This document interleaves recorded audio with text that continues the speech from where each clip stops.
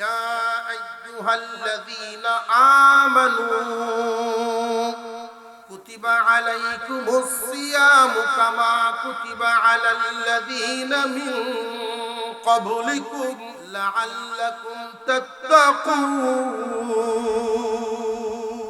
আল্লাহ বলেন, রমজান এই কারণেই রমজানের রোজা তোমাদের জন্য তোমাদের পূর্বপুরুষদের মতো শুধু তোমাদেরকে দেই নাই, তারারেও দিয়েছিলাম। কেন দিয়েছি জানোনি? যাতে করে তোমরা মুত্তাকি হতে পারো রমজানের রোজা পালনের মাধ্যমে। মুত্তাকি মানে কি? এক নাম্বার, মুত্তাকি অর্থ হলো গুনাহ থেকে পবিত্র। মুত্তাকি অর্থ হলো সুস্বভাবের মালিক। কুস্বভাব বাদ দেওয়া, সুস্বভাব ধরা রমজান মাসের মাধ্যমে সম্ভব। রমজান মুমিন মুসলমানের জন্য এমনই একটা অফারের মাস। ফরজ ইবাদত পালন করবে এক ওয়াক্ত এক রাকাত, আল্লাহ আরো 69 রাকাত মিলাইয়া 70 রাকাতের সওয়াব দেন। দুনিয়ার কোন ব্যবসায় এমন কোন কোম্পানি আছে নি মাল কিনবো এক প্রকার, 1 লাখ টাকার মাল কিনলে 69 লক্ষ টাকার মাল ফ্রি দিব, এমন কোন কোম্পানি আছে? বরং অফারটা হয় ছোট, মূল মাল বড়। আর আল্লাহর দেওয়াটা অফার হইল বেশি, মূল ডিউটি কম। 1 রাকাতে 69 রাকাতের সওয়াব। রমজানের অফার, রমজান মাসের পবিত্রতা যারা রক্ষা করতে পারবে আল্লাহ তাদের জিন্দেগীর সমস্ত গুনাহ মাফ করে দেবেন। এই মাফের ঘোষণা হবে কোন দিন? ঈদের দিন সকালে মাফের ঘোষণা হবে। আমার মুসলমান ভাইরা, আমরা আখিরি মুনাজাত না করে বাড়িতে যাই। প্রত্যেকেই জমে জমে মুনাজাতের মানসিক প্রস্তুতি নিয়ে জমেন, বসেন। আখিরি মুনাজাত হয়ে যাবে, আর বেশি সময় নেই। আমি শুধু রমজানের দাওয়াতটা এই জন্য দিলাম, রমজানের একটা প্রস্তুতি আমাদের লাগবে। যদি কয়েকটা গুণ সাথে রেখে রমজান মাস পালন করতে পারেন আপনি সফল। আর যদি গুণগুলি সাথে না থাকে মাস পার হবে, লাভবান হবেন না। গুণগুলো একটা একটা করে কয়েক মিনিটের মধ্যেই বলে শেষ, মুনাজাত হয়ে যাবে। মানসিকভাবে প্রস্তুতি নিয়ে নেন রমজানের পবিত্রতা রক্ষা করার জন্য। আপনি প্রস্তুতি নিবেন ইমানদার হলে অবশ্যই, তার কারণ এছাড়া কোনো রাস্তা নাই। ব্যবসায়ীকে যেমন ব্যস্ততার সময়, অফারের সময়, সিজনের সময় মানতে হয়, মনের আনন্দ সব কুরবানি বাদ দিয়া ব্যবসায় মন দিতে হয়। রমজান মাসেও আমাকে এগুলো মানতে হবে। কয়েকটা কাজ। 1 নাম্বার, রমজানে জবানের হেফাজত করতে হবে। রোজা রেখেছি, জবান ইচ্ছা মতো চালানো যাবে না। 2 নাম্বার, চোখের হেফাজত করতে হবে। আমি রোজা রেখেছি, যা ইচ্ছা তা দেখতে পারবো না। 3 নাম্বার, কান বন্ধ করতে হবে। হাক্কালুতা না না, যেইগুলো শোনা নিষেধ ওইগুলো শোনার থেকে কান বন্ধ রাখতে হবে। আমরা তো মদিনায় যাই নবীর মহব্বতে, আর বেলাল রাদিয়াল্লাহু আনহু মদিনা ছেড়ে দিলেন নবীর মহব্বতে। আমরা যাই নবীর মহব্বতে, আর উনি মদিনা ছেড়েই দিলেন নবীর মহব্বতে। এই মদিনায় কেমনে থাকবো যেই মদিনায় নবী নাই? উনি সহ্য করতে পারেন।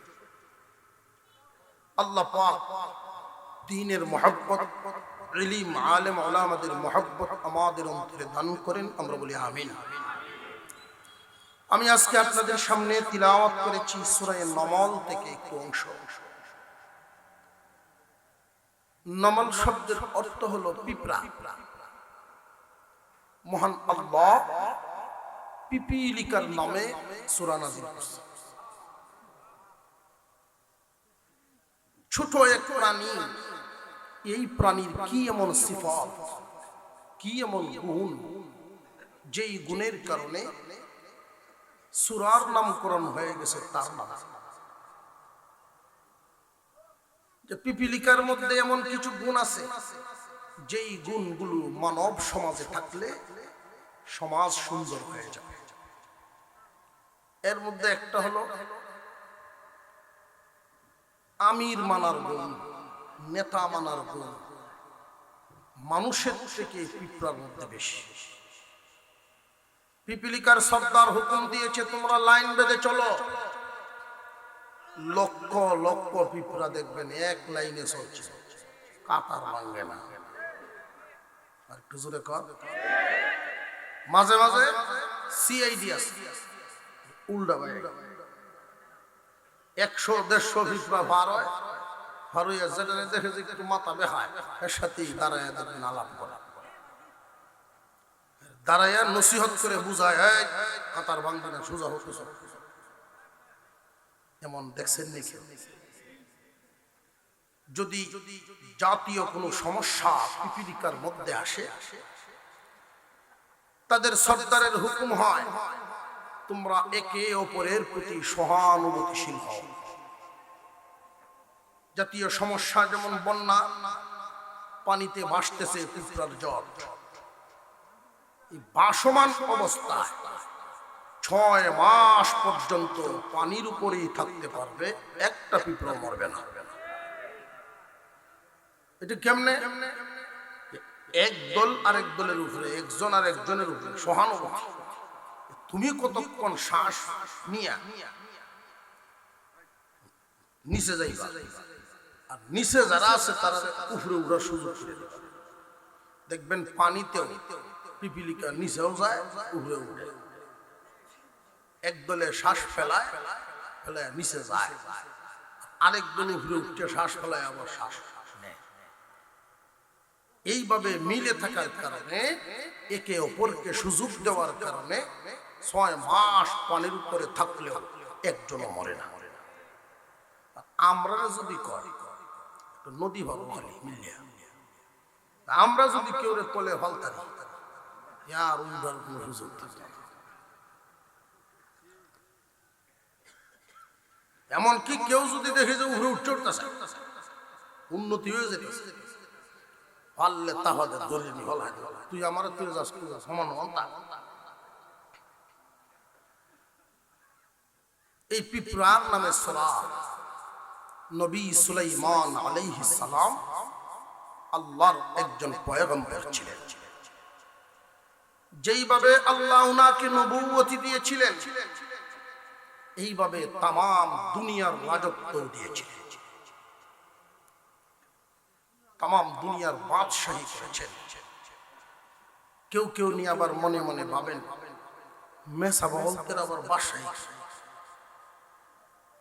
মেসা কি রাজনীতি, তারা কি ইলেকশন হয়? এই একখান কথা কইয়া আমরা সমাজ দিয়েছি নাভাগ বানায়। কেমন নাভাগ? অযোগ্য লোক যদি যোগ্যতার জায়গায় চলে যায়, অযোগ্য কোনো ব্যক্তিকে যদি যোগ্য জায়গায় নেওয়া হয়, তাহলে গতি ভালো হয় না। মালিক গাদাকে টেনে ছাদের উপরে তুলছে, দুতলা, গাদার জায়গা কি দুতলা, তুলছে না আদর করে। গাদায় ছাদের উপর থেকে সবুজ শ্যামল গাছ ফলা জীবন আছে, এগুলো দেখছে না, সব সমস্ত নিচে থেকে সবুজ শ্যামল দৃশ্য দেখে গাদা খুব আনন্দ, একটা ভাব আইছে মনে মনে। মালিকে কিছুক্ষণ পরে টানে, গাদা তো লড়ে না, নামতো না। যখন দ্বিতীয়বার টান দিছে, নামতেই চায় না, মালিক বিরক্ত হয়ে উনি নিজে গাদা কিছুক্ষণ থেকে এখন নামতে চায়, নামার রাস্তা পায় না। গাদারও একটু রাগ আইছে, ছাদের উপর লাথি দেওয়া শুরু করছে। ছাদ যখন লাথি দিতেছে, হুরান ছাদ সল্লা ভাঙ্গি পড়তেছে। মালিক কি সর্বনাশটা করছে। আমি কেলে কি নেড়ে নেড়ে তুলছি, ছাদ এমনি হুরান ঘর ফাটাই আছে। মালিক গিয়ে উঠছে, আর এতক্ষণে কয়েকবার লাথি দিয়ে পা হয়েছে বেতা। মালিক যেই ধারণে দিয়েছে, মালিক লাথি খায়, এখন আর সিঁড়ি না, ডাইরেক্ট করে যাবে।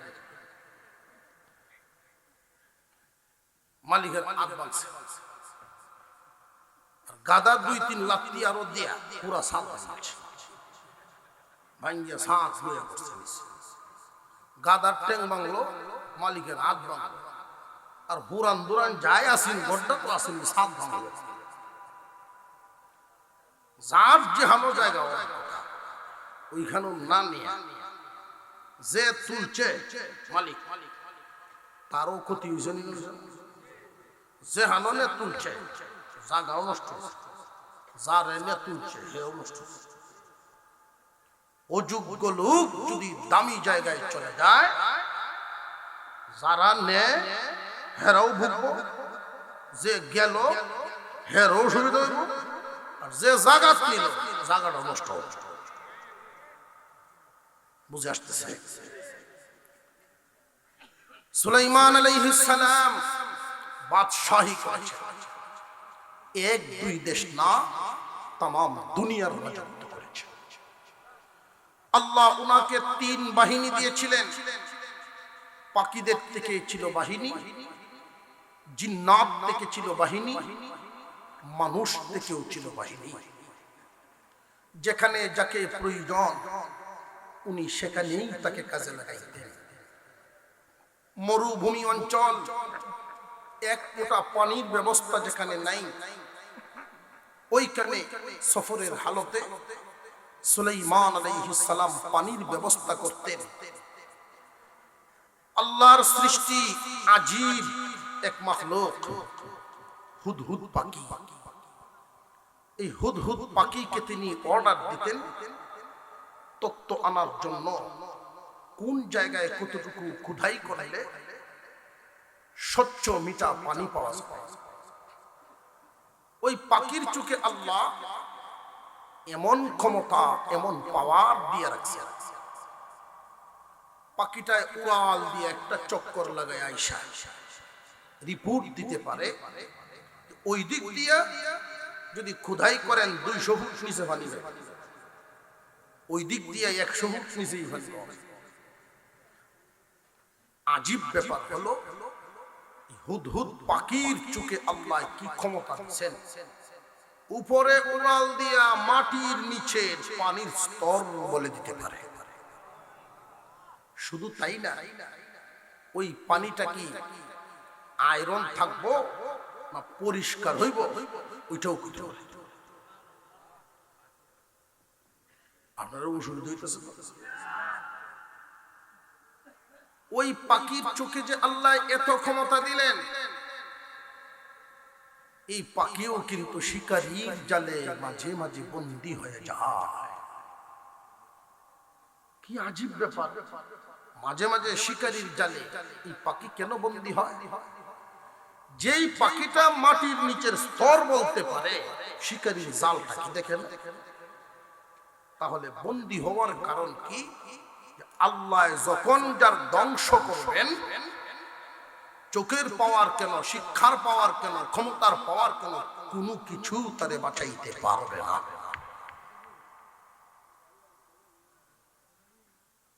সুলাইমান আলাইহিস সালাম 3 বাহিনীর মধ্যে নজর করলেন প্রথমে পাখির দিকে। وتفقد الطير فقال ما لي لا أرى الهدهد أم كان من الغائبين।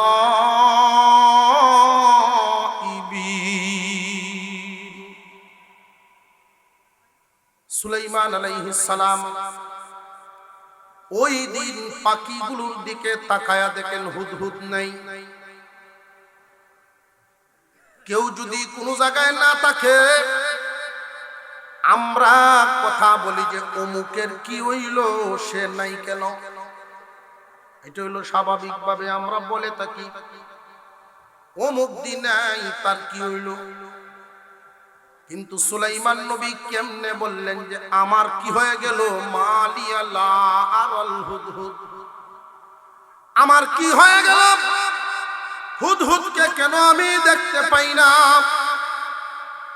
উনি নিজের দিকে আনলেন কেন, কেনটা উনি নিজের দিকে কেন আনলেন, তা আবার আল্লাহ রাব্বুল আলামিন আয়াত বানায়া কোরআনেও নাযিল করলেন।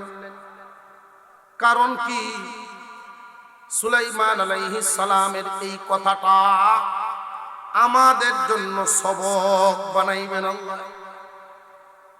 কি সবক? আমরা যে অন্যের দিকে তালাশ করি, খুব ভালো করে মনে রাখবেন। পরিবার চালাই, অফিস চালাই, ব্যবসা চালাই, অধীনস্থ আছে না নাই? আসেরা একটু জোরে সুরে দোয়া। অধীনস্থরা আছে।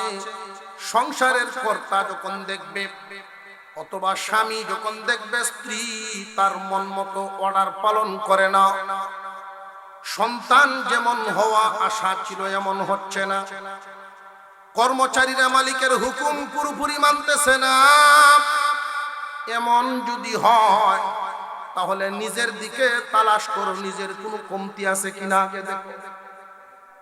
স্বামীর কাছে স্ত্রীর পাওনা আছে, মা বাবার কাছে সন্তানের তো পাওনা আছে, মালিকের কাছে কর্মচারীরও পাওনা আছে না নাই? এক দল আরেক দলের কাছে একে অপরের পাওনা যদি আদায় হয়, গন্ডগোল থাকার কথা না। কেন হচ্ছে এমন?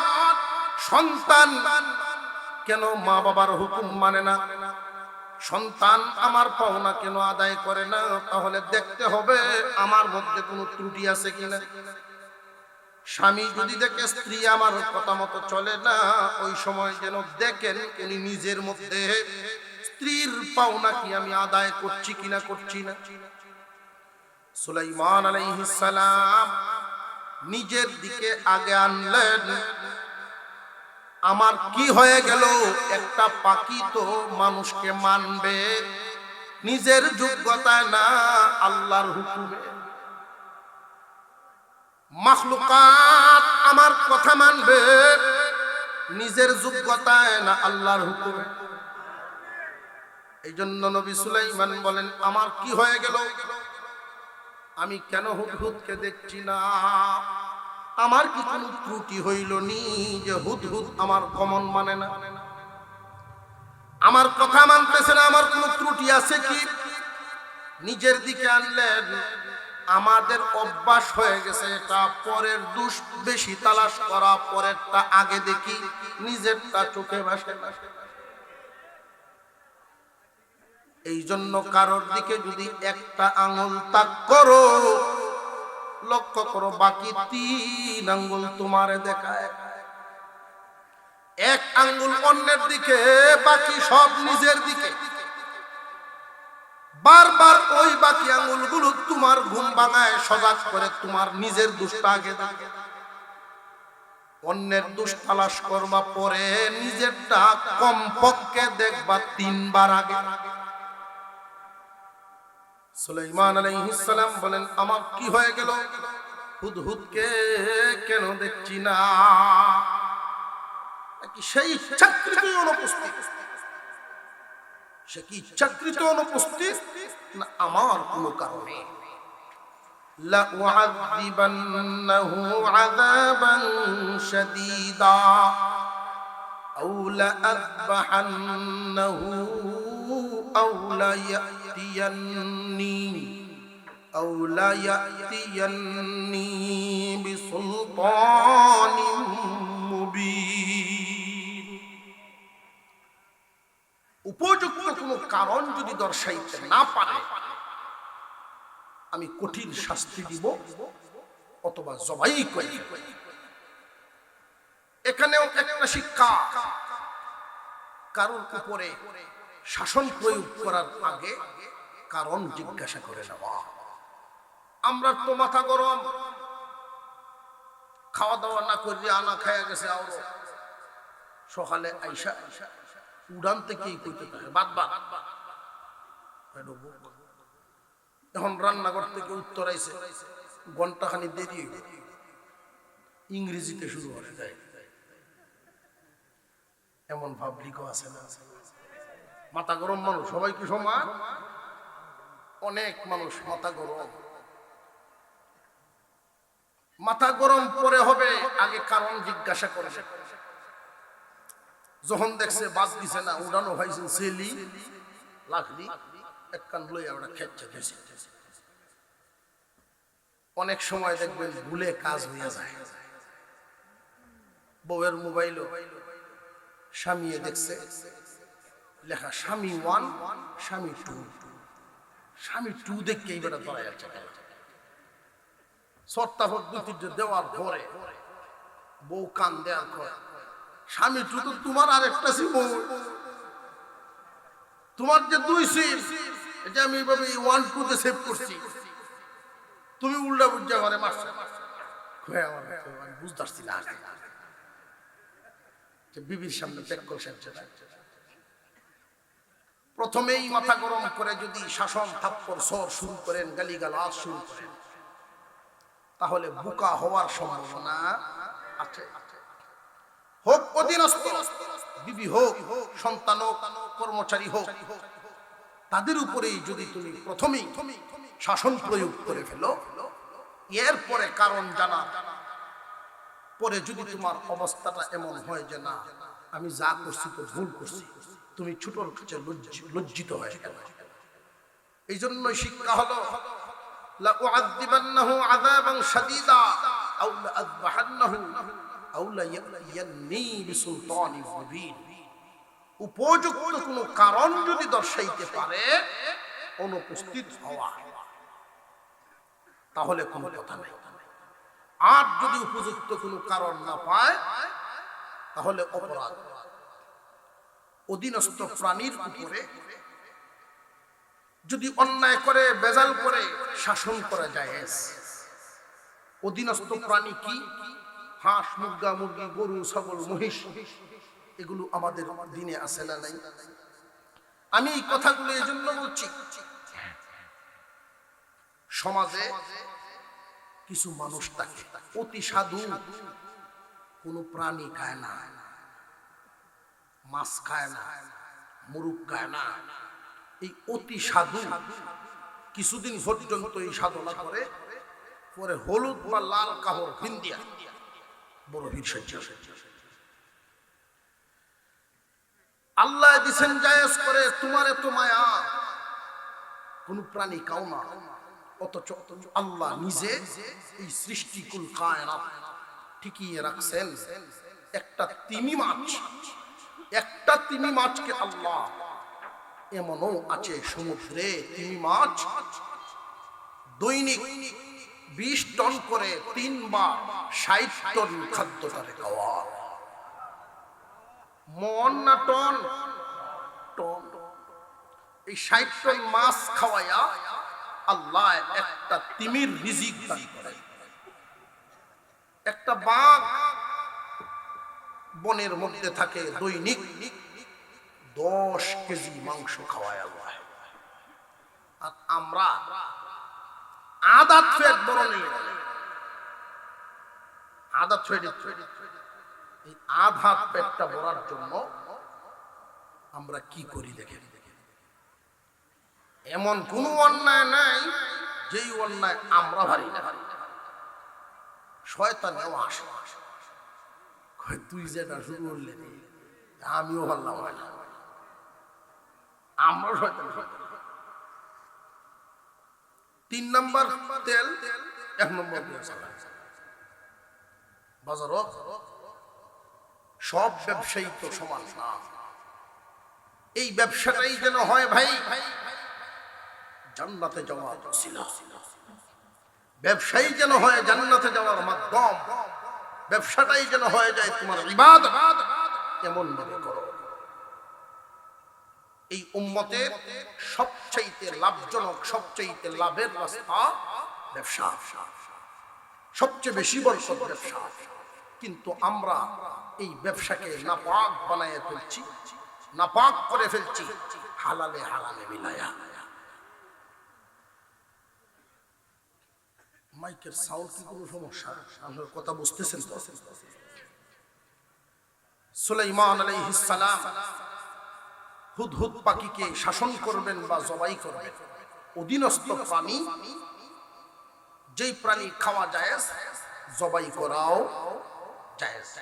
অপরাধ থাকুক আর না থাকুক, প্রয়োজনে জবাই করা জায়েজ। শাসন করাও জায়েজ। শাসন কি?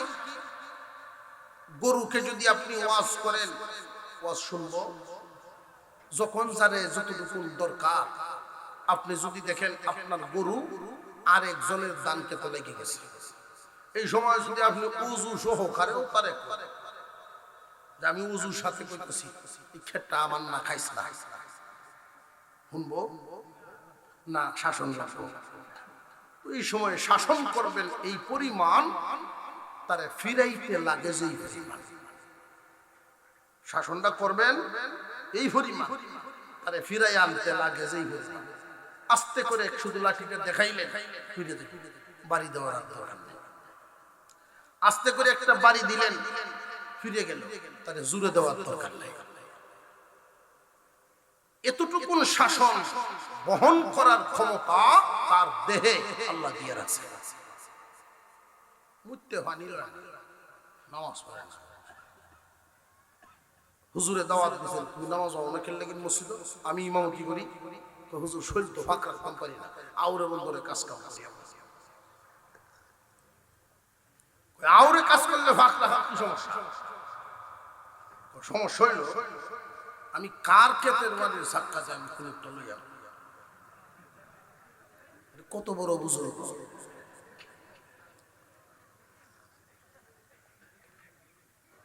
পেশাব করে একটা টুকরা যে মাটি লইলাম, আমি তো জায়গা দাঁড়ায় থাকতাম না, হাঁটতে হাঁটতে হাঁটতে হাঁটতে আমি চলে আসলাম অনেক দূর, আইনা আর একজনের জমিনে হলায় দিলাম। এই হিসাব আল্লাহ কি দিয়া, এই ডরে কুলু হইল না। কিরম বুঝলেন? হ্যাঁ বুঝলেন। এতটুকু মাটির চাকা যদি এক জমিন থেকে আর এক জমিনে নিয়ে যান, জমিনওয়ালার ক্ষতি হইব। যেই বস্তুটার দ্বারা, যেই কাজটার দ্বারা অন্যের ক্ষতি হয় না, ওইটার গুনাহ আল্লাহ আমল নামায় দেখেন না। আর যদি নিয়ত এরকম হয় যা মিজানের পাল্লার জন উঠাইব, দুই কের লইয়া এই লোকটা লই,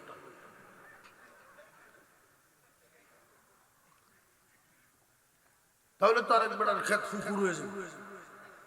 এটা করতে এতটুকুন শাসন অধীনস্থ প্রাণীকে জায়েজ, যতটুকুন শাসন কন্ট্রোল করতে লাগে। মুহতারাম হাজিরিন, কিছুক্ষণের মধ্যেই হুদহুদ পাখি হাজির হয়ে গেল।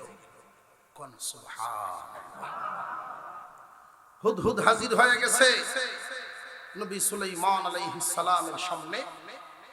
সালাম দিয়া সে এমন এক তত্ত্ব দেওয়া শুরু করলো, যেই তত্ত্ব নবী সুলাইমানের কাছে নাই। প্রশ্ন করতে পারে, উনি না বাদশা ছিলেন তামাম দুনিয়ার, তাহলে ওই তত্ত্বটা নাই কেন যে উনার দুনিয়ার বাদশাহী আল্লাহ একসাথে ওনাকে দেন নাই? ক্রমান্বয়ে ক্রমান্বয়ে আল্লাহ এই বাদশাহী দান করেছেন। প্রথমে 10টা দেশ, তারপরে 20টা দেশ, এইভাবে এক সময় তামাম দুনিয়ার রাজত্ব আল্লাহ পাক নবী সুলাইমানকে দান করেছিলেন। হুদহুদ পাখি নবী সুলাইমানের সামনে বলতেছে,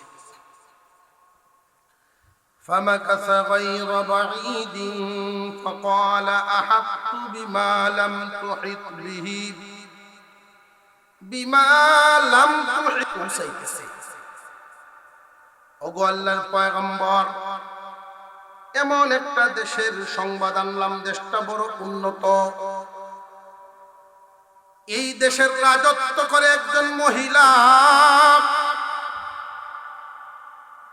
মনে মনে নিকেন, এটা নিয়ে আমরা দেশটা সাবা নামক দেশ, ইউরোপের কিনার। ওই সাবা নামক দেশের খবর নিয়ে আসলেন। ওগো আল্লাহর পয়গম্বর, ওই দেশে আল্লাহ দেওয়ার মতোই দিয়েছেন। ওই দেশের রানী এমন ভাবে দেশটা পরিচালনা করে,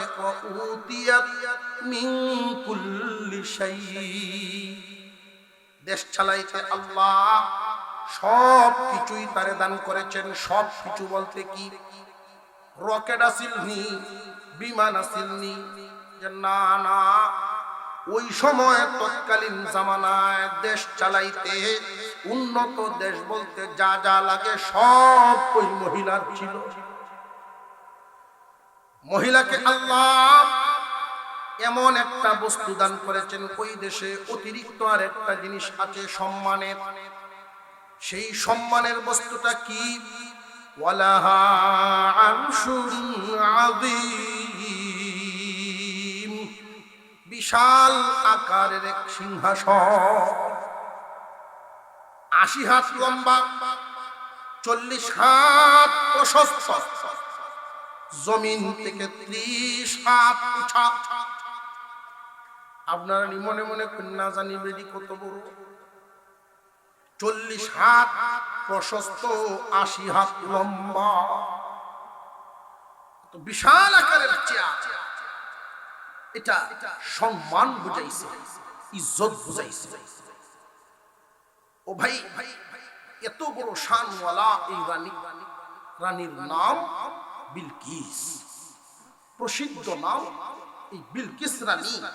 এই দেশের সংবাদ যখন হুদহুদ পাখিটায় পৌঁছায় দিল, এতটুকুন পর্যন্ত নবী সুলাইমান কোন আশ্চর্য হন নাই। যখন একটা খবর, একটা কথা শুনছেন যে এই দেশের মানুষ আল্লাহ চিনে না।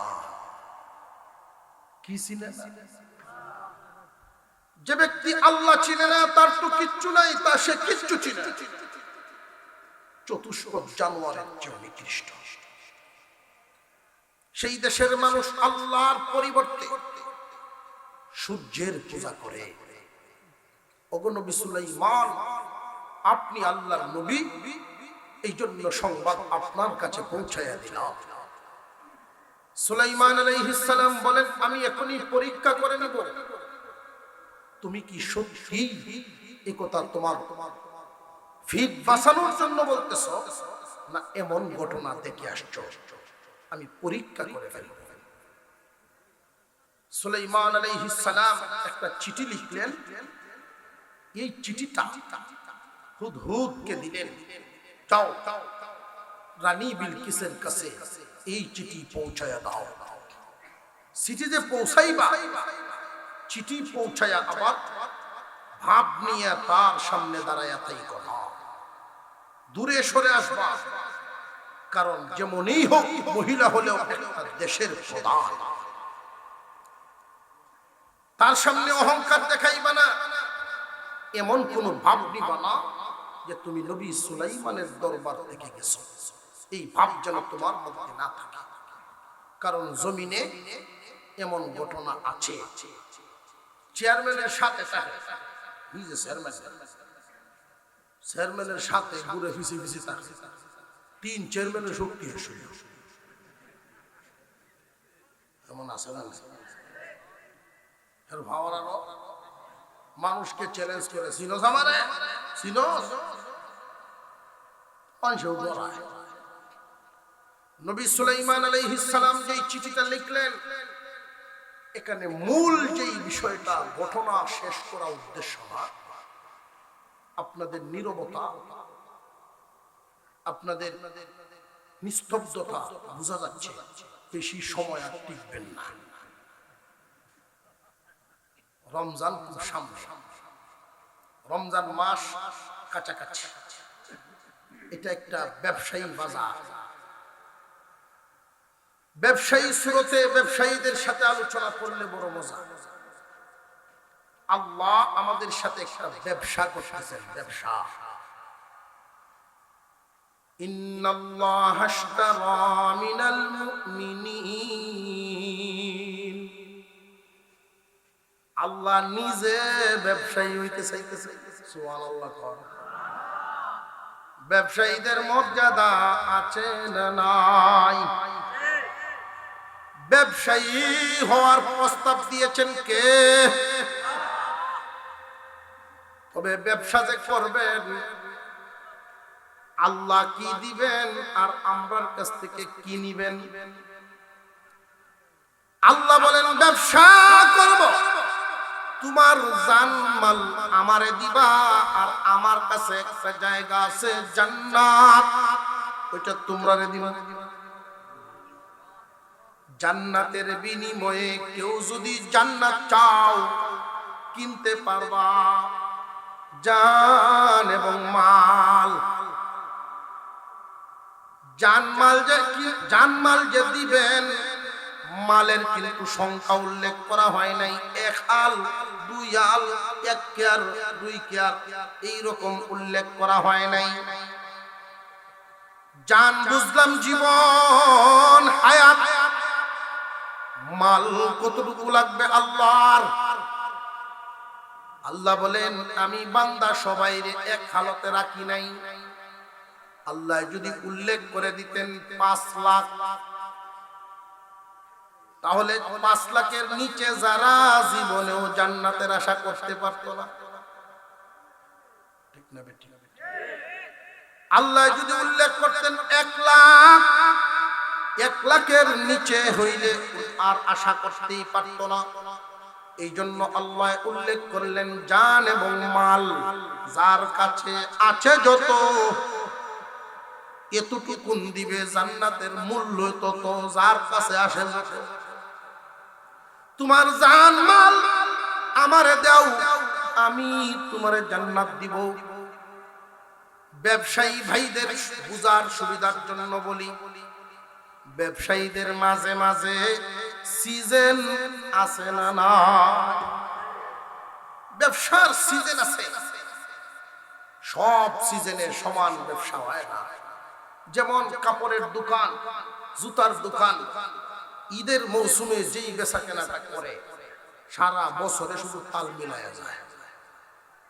আর ঈদের 2 দিন আগে যেই বেচা কেনা, ওই সময় বড় সিজন, এই সময় বড় লাভ। আচ্ছা আপনারা জবাব দেন, ওই সিজনের সময় ব্যবসায়ী প্রচন্ড ব্যস্ত। রমজান, ঈদ, এই ঈদের সময় ব্যবসার সিজন ধরার জন্য ব্যবসায়ী আগের থেকেই প্রস্তুত হয়নি না? হয় না? আগের থেকেই প্রস্তুতি নেয়। নিজের যদি ক্যাশ না থাকে, আত্মীয় স্বজনের কাছ থেকে ক্যাশ নিয়ে মাল উঠায় ভরে সিজন ধরার জন্য। এই ব্যবস্থা, এই সিস্টেম আছে না? এই পুরোপুরি সিজনের সময় কোন ব্যবসায়ীকে যদি কেউ বলে শ্বশুর বাড়ি 2 দিন বেড়ায় আছে, খুশির সাথে লইব না বিরক্তি? যে তোমার আর বুঝে দাওয়াত দেওয়ার সময় নাই, এমন টাইমে এসে দাওয়াত দেয়, বেড়ানো বাদ। অথচ শ্বশুর বাড়ির বেড়ানির আনন্দ আছে না নাই? আনন্দ বাদ দিয়ে দিল সিজন ধরার কারণে। সাধারণ মানুষ যারা আছেন তাদের জন্য মাঝে মাঝে সুযোগ আসে। সেটা কি সুযোগ? অফার। 1 ডজন মাল কিনলে একটা ফ্রি দেয়, অথবা একটা সাবান কিনলে একটা পাউডার ফ্রি দেয়, এমন অফারও আছে না? কিন্তু এমন তো কোনো সময় না যে যেই বস্তুটা কিনবেন এর চেয়ে অফার বেশি পাবেন। হয়তো ব্যবসায়ীরা অনেক সময় সুযোগ পায় কোম্পানির কাছ থেকে, যে 1 লাখ টাকার মাল যদি এখন অর্ডার করেন 20,000 টাকার মাল ফ্রি পাবেন। এইরকম সুযোগ সুবিধা মাঝে মাঝে আসে না? আসে না? সিজন যারা ধরবে তারা সফল ব্যবসায়ী হবে, লাভবান হবে। সিজন যারা ধরবে না সফল হতে পারবে না। দেখেন আপনাদের আমাদের সামনে, ইমানদার মুমিনের সামনে এক সিজন, আর কয়েকদিন পরে আইসা গেল রমজানুল মুবারক। রমজান মাস এমন একটা সিজনের মাস। রমজান সামনে কেন আনেন, এর কারণটা কি? আল্লাহ বলেন, ইয়া আইয়ুহাল্লাযীনা আমানু কুতিবা আলাইকুমুস সিয়ামু কামা কুতিবা আলাল্লাযীনা মিন ক্বাবলিকুম লাআল্লাকুম তাত্তাকুন। আল্লাহ বলেন, রমজান এই কারণেই, রমজানের রোজা তোমাদের জন্য তোমাদের পূর্বপুরুষদের মতো শুধু তোমাদেরকে দেই নাই, তারারেও দিয়েছিলাম। কেন দিয়েছি জানোনি? যাতে করে তোমরা মুত্তাকি হতে পারো রমজানের রোজা পালনের মাধ্যমে। মুত্তাকি মানে কি? এক নাম্বার, মুত্তাকি অর্থ হলো গুনাহ থেকে পবিত্র। মুত্তাকি অর্থ হলো সুস্বভাবের মালিক। কুস্বভাব বাদ দেওয়া, সুস্বভাব গড়া রমজান মাসের মাধ্যমে সম্ভব। রমজান মুমিন মুসলমানের জন্য এমনই একটা অফারের মাস। ফরজ ইবাদত পালন করবে এক ওয়াক্ত এক রাকাত, আল্লাহ আরো 69 রাকাত মিলাইয়া 70 রাকাতের সওয়াব দেন।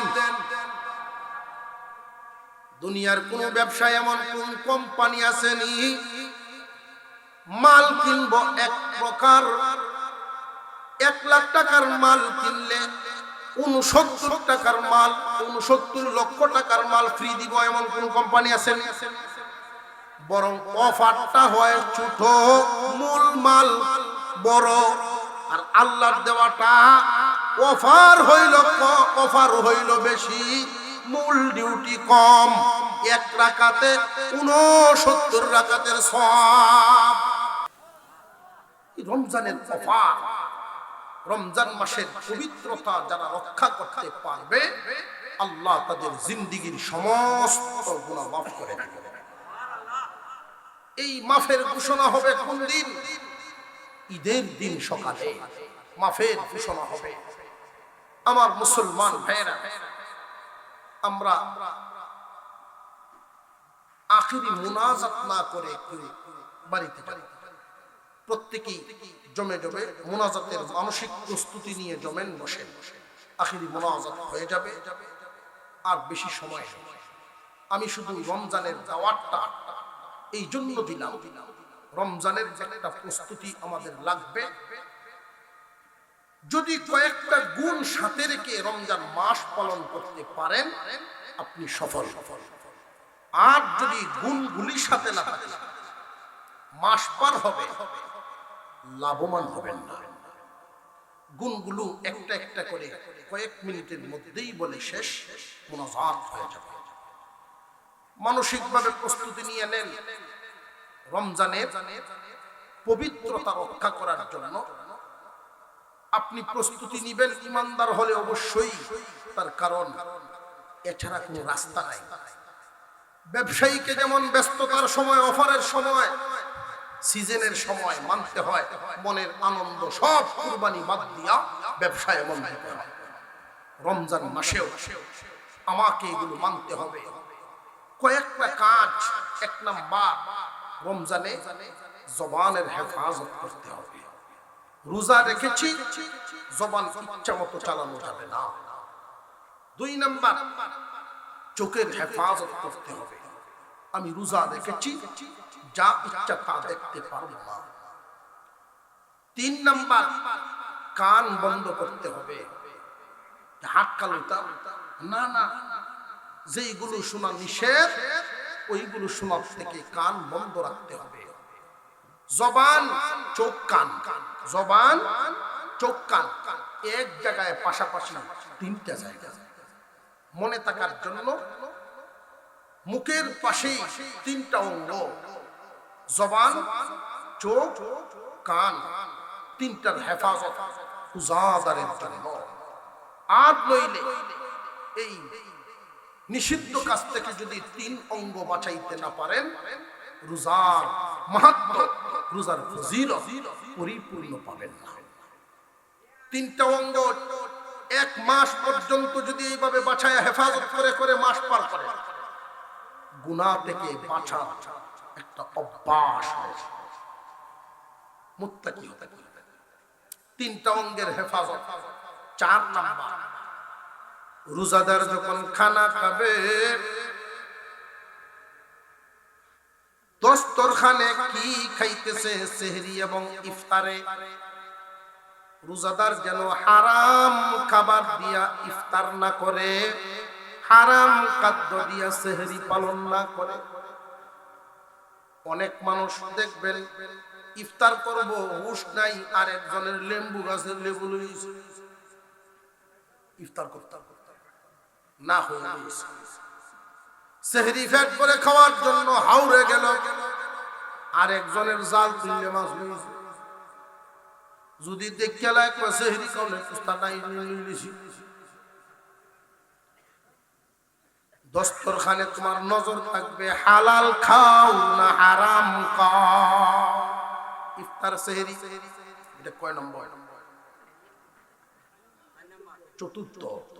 1 নম্বর জবান, 2 নম্বর চোখ, 3 নম্বর কান, 4 নম্বরে দস্তরখানে হালাল না হারাম হেফাজত। 5 নম্বরে এই হালাল খাবারটাও যেন উদর ভরে না হয়, পরিমিত হয়। রোজা তো রোজাই, তোমার খেয়াল রাখতে হবে আমি ধনী হইলে কি হবে।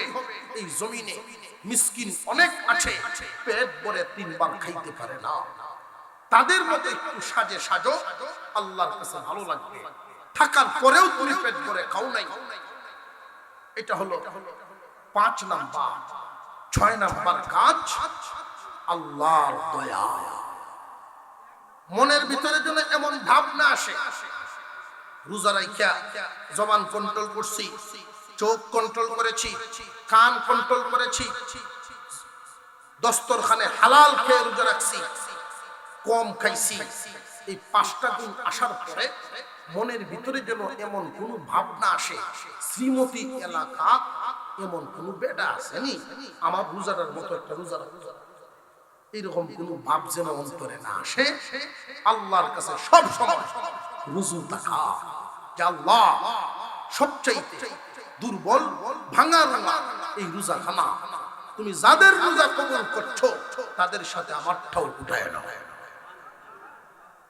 ইফতার সামনে নিয়ে এইভাবে দোয়া করা, প্রতিদিন যদি এই 6টা গুণ সাথে রেখে রমজান পালন করতে পারেন, আল্লাহ আপনাকে মুত্তাকি পরহেজগার বানাবেন, গুনাহ মুক্ত করে দিবেন। আত্তাহিয়াতুর সূরাতে বসি আস্তাগফিরুল্লাহ দুরূদ শরীফ পড়ি। মুরব্বিগণ যারা আছেন ওনারা দোয়া করবেন।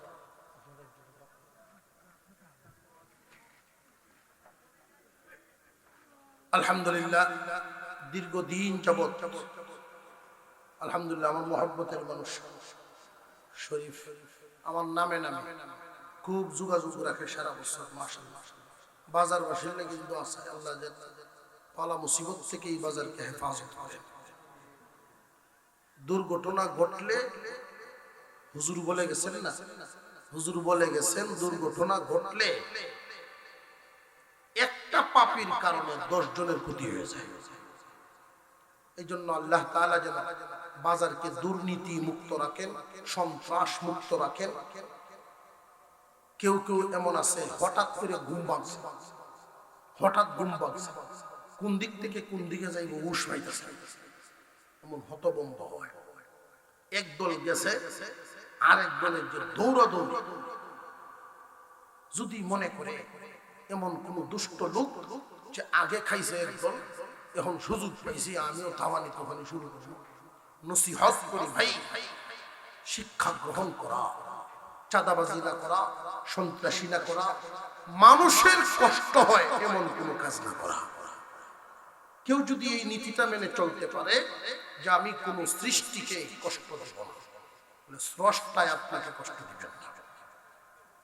সৃষ্টির সেবা চালু থাকবে যতদিন, স্রষ্টার সাহায্যও চালু থাকবে ততদিন। সৃষ্টির সেবা বন্ধ, স্রষ্টার দয়া বন্ধ। চিরদিন মনে রাখা যে আমার দ্বারা যেন কারোর কোনো ক্ষতি না হয়। বাজারের একটা ঐতিহ্য আছে, বাজারের একটা সম্মান আছে, সেইভাবে যেন সুশৃঙ্খল ভাবে বাজারবাসী চলতে পারে। আল্লাহ কবুল করেন, আমরা বলি আমিন। আমরা আস্তাগফিরুল্লাহ দুরূদ শরীফ পড়ি। আস্তাগফিরুল্লাহ রাব্বি মিন কুল্লি যামবিন ওয়া আতুবু ইলাইহি লা হাওলা ওয়ালা কুওয়াতা ইল্লা বিল্লাহিল আলিয়্যিল আযীম।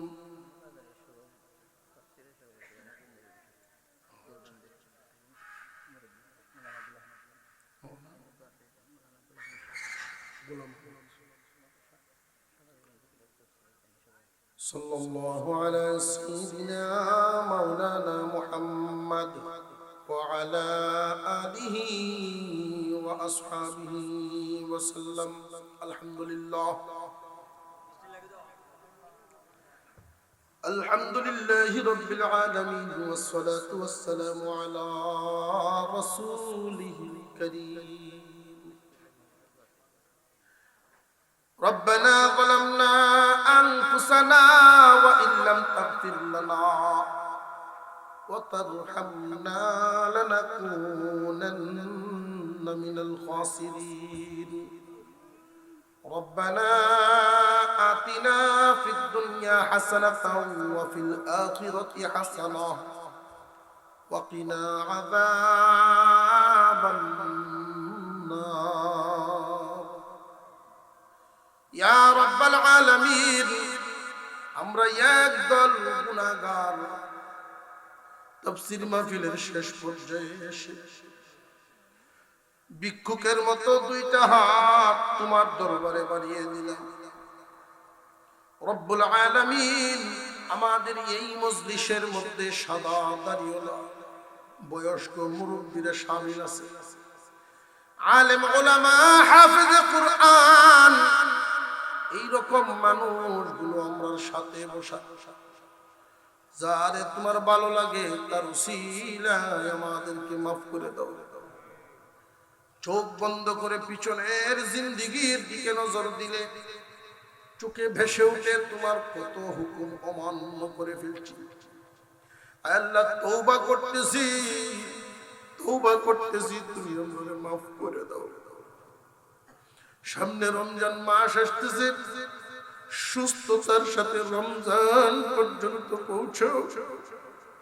রমজানের হক আদায় করে রমজান মাস পার করার তৌফিক তুমি দান করে দিও। আয় আল্লাহ, এই বাজারকে তুমি কবুল মঞ্জুর করো মানুষের সেবার জন্য। আসমানি জমিনি বলা মুসিবত থেকে হেফাজতে রাখো, খারাপি থেকে, দুষ্কৃতিকারীদের দুষ্কর্ম থেকে, সন্ত্রাসীদের সন্ত্রাসী থেকে, অন্যায়কারীদের অন্যায় থেকে, আয় আল্লাহ সর্ব অবস্থায় ক্ষতিগ্রস্ততার থেকে হেফাজতে রাখো।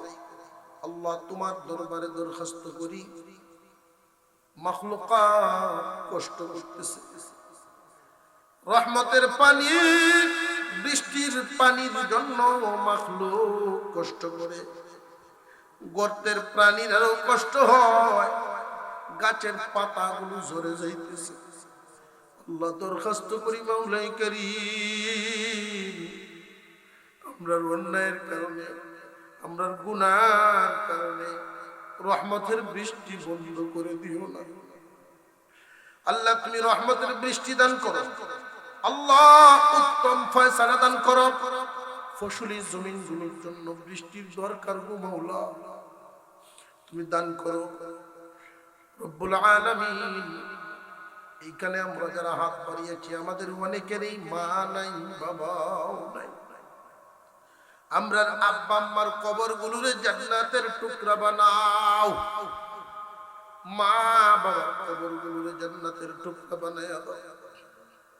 যেই পথে চললে তুমি রাজি খুশি হও, ওই পথেই আমাদেরকে চলার তৌফিক তুমি দান করো। আমাদের সন্তানগুলোরে মানুষের মতো মানুষ বানায় দিও আল্লাহ। হালাল কামাই রুজিতে খয়র বরকত দান করো, হারাম থেকে বাঁচায়া রাখো। এই দুনিয়াতে যতদিন বাঁচায়া রাখবা, সুস্থ নেক হায়াত দিয়ে বাঁচায়া রাখো।